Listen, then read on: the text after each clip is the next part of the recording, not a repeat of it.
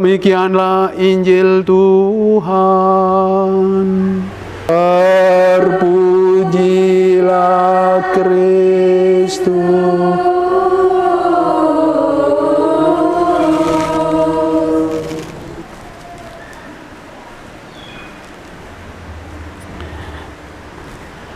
Bapak Ibu, saudara-saudari yang terkasih, apa kabar? Selamat berjumpa di dalam perayaan Ekaristi, perayaan altar Tuhan. Oleh karena itu saya memberi tema renungan saya dalam masa biasa ini, dari altar menuju pasar. Ibu bapak saudara-saudari yang terkasih, saya begitu terkesima dengan sharing dari Romo Samuel Pangestu dari Jakarta ketika memberikan pendalaman kepada kami sewaktu temu pastoral di Ketapang.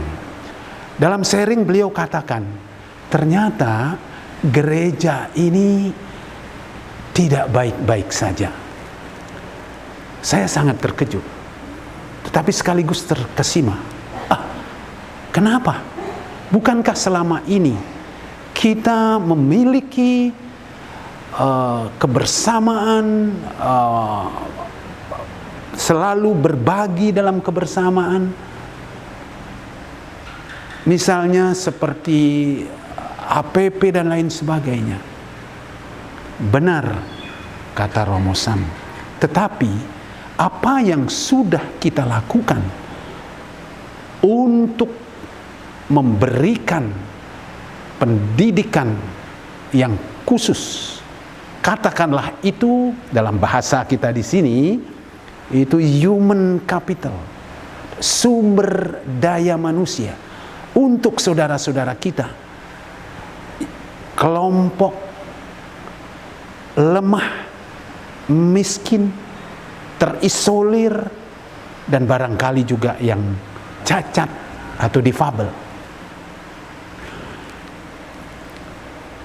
Lalu beliau mengatakan, saya banyak ketemu dengan pengusaha-pengusaha muda, baik itu dari Cina, dari Jepang, bagaimana mereka memanfaatkan sumber dana dari perusahaan untuk memberikan pendidikan yang terbaik bagi orang-orang yang kurang beruntung. Mereka lakukan dengan baik sekali, dengan terukur, penuh tanggung jawab, dan hasilnya luar biasa.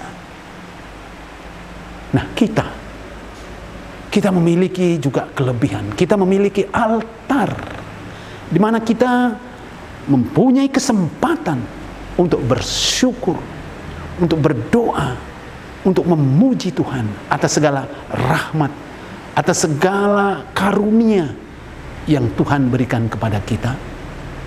Lalu sesudah kita berdoa dan bersyukur, kita keluar dari gereja ini seperti yang kita lakukan dalam ibadat ini, untuk berjuang, untuk melakukan kehidupan yang lebih baik. Nah, dari altar menuju pasar, bagi saya sebuah permenungan yang luar biasa. Dasarnya kalau kita lihat dalam kitab suci, dalam bacaan yang pertama, bagaimana Tuhan yang sesungguhnya dengan setia akan menjadikan kita lebih baik, lebih bersinar. Ibarat seorang mempelai laki-laki yang menantikan mempelai wanita yang melupakan segala masa lalu, yang melupakan hal-hal yang mungkin kurang berkenan di masa lalu, saat ini begitu berbahagia karena dia mendapati umatnya dalam keadaan baik dan berusaha. Demikian juga dalam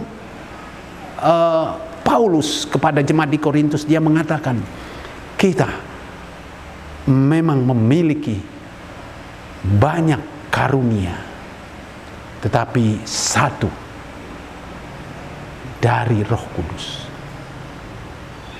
Bapak Ibu saudara-saudari yang terkasih, baik bacaan yang pertama maupun kedua, situasi yang terjadi adalah umat mengalami sebuah perjuangan hidup.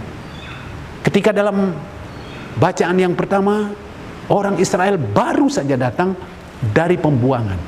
Dia menghadapi kehidupan ekonomi yang porak-poranda, bait Allah atau tempat ibadat hancur, bangsa terpecah. Dan pada kesempatan itulah Yesaya meyakinkan, ketika kalian setia, ketika kalian berusaha, Tuhan akan lebih setia menanti kita. Oleh karena itu, ibu bapak, saudara-saudariku yang terkasih, ini stasi Maria Assumpta. Kita harus selalu belajar dari Maria yang begitu yakin apapun permintaannya kepada anaknya, kepada putranya Yesus, pasti akan dikabulkan.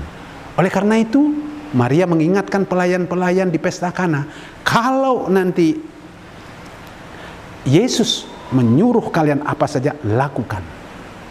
Dan memang benar, Yesus melakukan yang terbaik untuk membantu mempelai pengantin yang hidup dalam kekurangan, yang saat pesta mengalami kehabisan anggur. Yesus mengubah air menjadi anggur untuk membuktikan, untuk menandai bahwa Dia peduli dengan kita. Semoga dalam masa biasa ini kita bangkit kembali.